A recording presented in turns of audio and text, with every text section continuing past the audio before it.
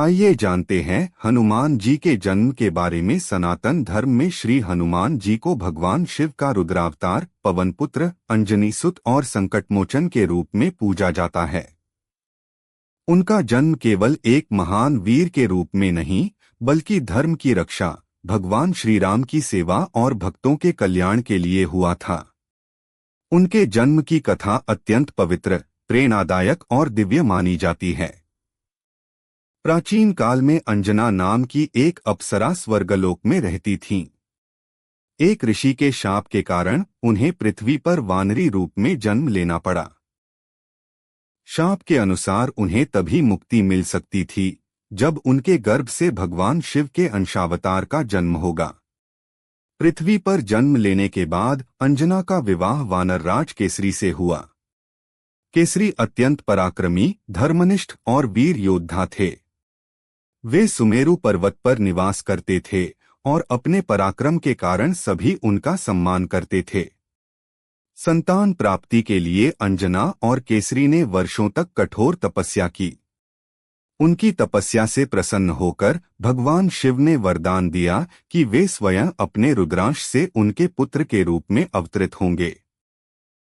उसी समय देवताओं ने भी भगवान विष्णु के श्रीराम अवतार की सहायता के लिए शिव से प्रार्थना की थी कि वे ऐसा दिव्य सेवक भेजें जो अद्वितीय बल, बुद्धि और भक्ति से युक्त हो। एक प्रसिद्ध कथा के अनुसार जब महाराज दशरथ ने पुत्रेष्टि यज्ञ कराया, तब अग्निदेव ने उन्हें दिव्य खीर प्रदान की। उसका एक अंश दैवी व्यवस्था से पवनदेव के माध्यम से माता अंजना तक पहुंचा। भगवान शिव के रुद्रांश और पवनदेव की दिव्य शक्ति के प्रभाव से माता अंजना ने एक तेजस्वी पुत्र को जन्म दिया। इसी कारण श्री हनुमान जी को पवनपुत्र, मारुतिनंदन और वायुपुत्र भी कहा जाता है। हनुमान जी का जन्म चैत्र शुक्ल पूर्णिमा के पावन दिन हुआ माना जाता है, जिसे आज पूरे भारत में हनुमान जयंती के रूप में बड़े श्रद्धाभाव से मनाया जाता है। उनके जन्म के समय चारों ओर शुभ संकेत प्रकट हुए। देवताओं ने पुष्पवर्षा की, ऋषिमुनियों ने मंगलमय स्तुतियां गाईं और संपूर्ण वातावरण दिव्य प्रकाश से आलोकित हो उठा। बालक हनुमान जन्म से ही असाधारण थे। उनके शरीर से तेज झलकता था, उनकी आंखों में अद्भुत चमक थी और उनमें अलौकिक शक्ति विद्यमान थी। वे अत्यंत चंचल, निर्भय और जिज्ञासु थे। बचपन में उन्होंने उगते हुए सूर्य को लाल फल समझकर उसे पकड़ने के लिए आकाश में छलांग लगा दी। उनकी यह अद्भुत लीला देखकर समस्त देवगण आश्चर्यचकित रह गए। इंद्रदेव ने उन्हें रोकने के लिए वज्र का प्रहार किया, जिससे उनकी ठोड़ी हनु पर चोट लगी। तभी से उनका नाम हनुमान प्रसिद्ध हुआ। यह देखकर पवनदेव अत्यंत क्रोधित हो गए और उन्होंने पूरे संसार में वायु का प्रवाह रोक दिया। इससे समस्त प्राणियों का जीवन संकट में पड़ गया।